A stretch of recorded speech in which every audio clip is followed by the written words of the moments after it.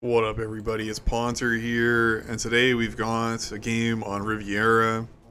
Had a lot of Riviera games so far, and definitely some people have been struggling, including myself, with Riviera. At least of the teams that I've been on recently, have really struggled on Riviera against certain strats, and I think in response to that, this is going to be another 5v5 match mode. We're going to mix it up a little bit. And if anybody watched the match modes that we played in June, kind of at the end of June, the dominant strategy that the meta has kind of came to is now double heavy air. So if people are like, oh yeah, the meta is stale, it hasn't changed at all, like, I've seen in the last 3 years us go from, okay, no meta because nobody remembered how to play match modes, and it was pure anarchy, and then kind of everybody settled into the medium air heavy, double heavy, or double air with one med and one heavy, and that was kind of the standard meta, I guess, in most match modes. Like, it's just like the kind of default that both teams went to. That kind of was the meta for the last 3 years or like 2 years, and then just recently this year it's kind of reversed back to double heavy air, and I think that's just because we've got enough really good air players that it works, because if you don't have good air players it doesn't always work. And I think we grew complacent by having medium air, that I don't know, didn't realize how effective or ineffective it was. I don't know. So it still works, I think, on certain maps, but it's not the go-to anymore. And that's what allowed us to try different things. And I've seen a lot of different strategies, and it's been frustrating. Like, this night of match modes is very, very frustrating for me, because people, in my opinion, were picking suboptimal strategies. So And that, when I see a suboptimal strategy, I get very mad when I'm on that team. So things like double support, it's not always that optimal, or double inf, or like double medium air. Like, fuck you, Lennon. Lennon, who's Jimmy Buffett here, was drunk and just trying to call game strategies, and you shouldn't call game strategies when you're drunk. You should just kind of be drunk and just try to hold it together. But he's not going to be in this game because he's too drunk and he's going to leave. But he's going to delay things quite a lot. So meanwhile, we are going to have a different strategy. We are going to do double infantry, which double infantry on NATO works pretty well. And it's what fucked us over in the match mode competition, or in the clan wars. We were on USSR and just got glomped by double inf. We really had no response to it. So double inf, and it is actually quite effective, especially even against double heavy air, because, like, I'm assuming they're gonna go double heavy air. We're gonna fast forward. Yeah, this guy went to get a headset and then he disappeared, and then we're gonna kick him.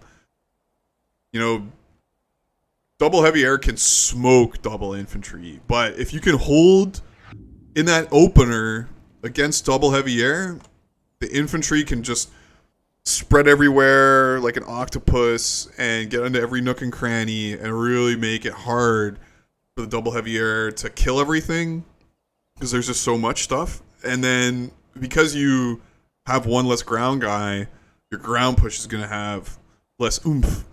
And you really need that oomph, especially on a map like Riviera, because Riviera is all about attacking kind of difficult positions.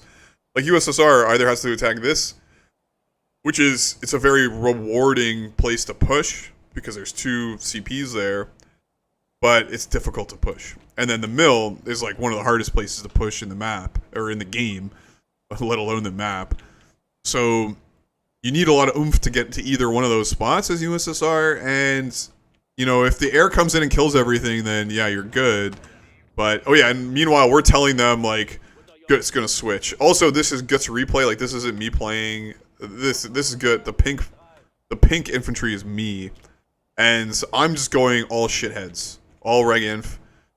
Good players got his transport chopper just to make sure, because this is a tricky cap. And watch this. Kide and Claude are going double air, but J-Man gets the clutch scout kill, and he kills both scouts. What a boss. Like, this guy he doesn't even main. He loses half his AA, but he sees off, and that's so, like, that right there is so clutch. And then Whisk pops another smoke for him. And we chase off Kide and Claude and get the caps. Big, and like, that's so important, especially, and then this is another good thing about double inf, is you have a lot more TA generation. And that's what I noticed when you go medium air, you don't generate as much TA early on. Like in that first like 5 to 10 minutes of the game, you're not generating a lot because the mediums kind of take a while to get going, because they do damage and then they take damage, then you go and get reps.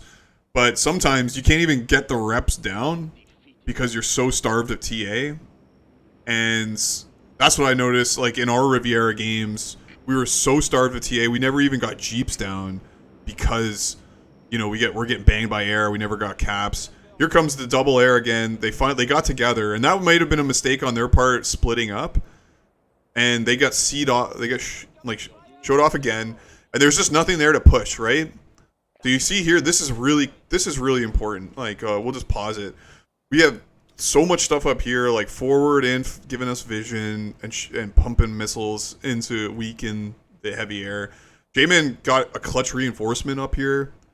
Like he lost his initial. He actually didn't lose his initial AA, but he now has enough up here. We lost one heavy tank. That's fine, but their push, all they have is like a medium tank and a light tank.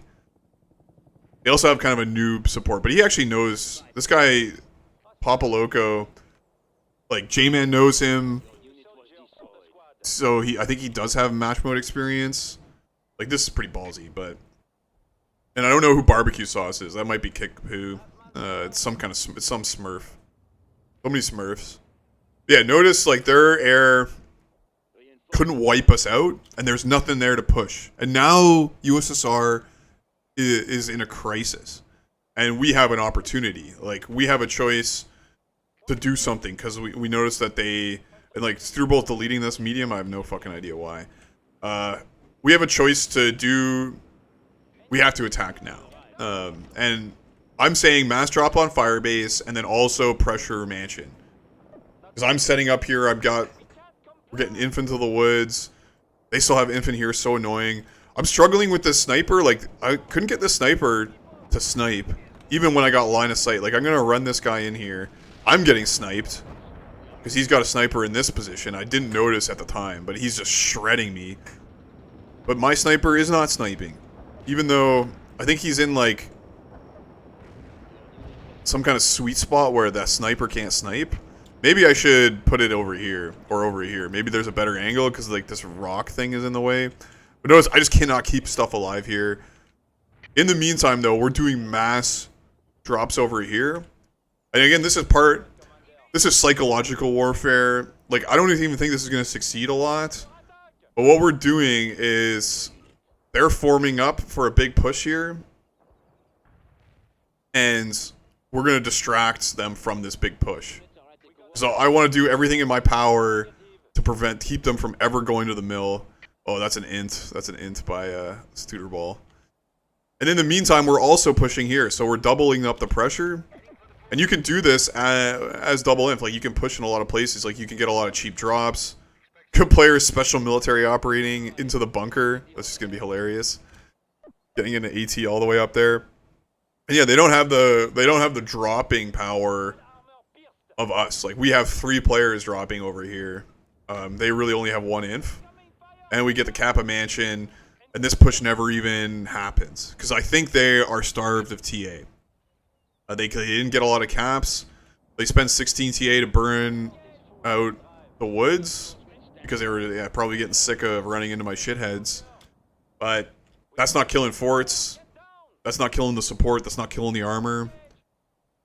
So it's making it really hard for them to push. And maybe if they had all their air together, they could wipe this, because this position is a little weak now.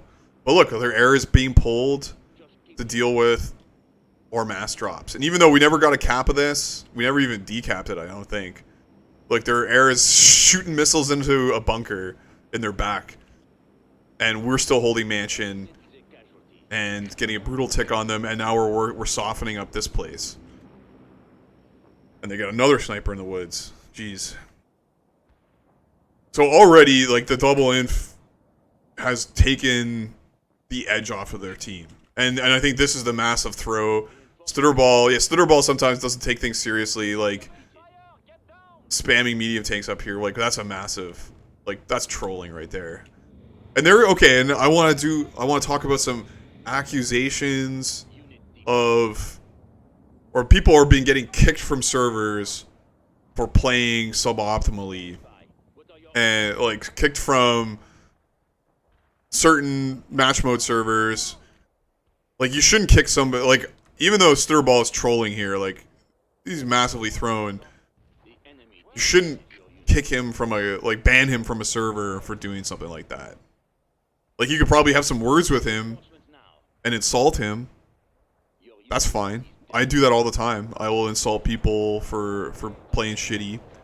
Even my friends, even people I know and like, I will insult them. And I expect people to insult me too if I'm playing shitty. But you shouldn't ban them. But Stutterball, he kind of has that reputation of sometimes he's not going to take things seriously sometimes. Like, and you just kind of have to deal with it. And Claude wants to revote, like, just to end it. Which is fair. Like, it's a GG at this point. Like, the snowball has rolled down the hill.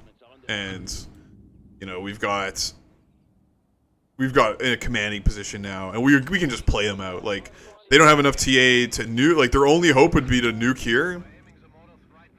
Their only hope, but I don't think they have. They didn't even have enough TA to like cluster this and clear this out, or to keep us dropping. And yeah, like, also we didn't do any defensive drops, but I don't think their inf player had a chance. I don't even know if that is Kickapoo. Their infantry player is good, but I don't know if that is. That could be just some random. I mean, he does know what he's doing. But yeah, that's a brutal double infantry. Like, double infantry is a dangerous combo, and I think I would like to see more of it. Also, it's a good way to train. Oh yeah, I love that. I love that fuel air bomb. It's a good way to train infantry players. Like, if you're not super confident as in your infantry, go and play double inf with somebody who's good. And then at least, like, if you're struggling, they can help you out. It's a lot easier than just soloing inf. I mean, it's the same, like, double air is a lot easier than solo air.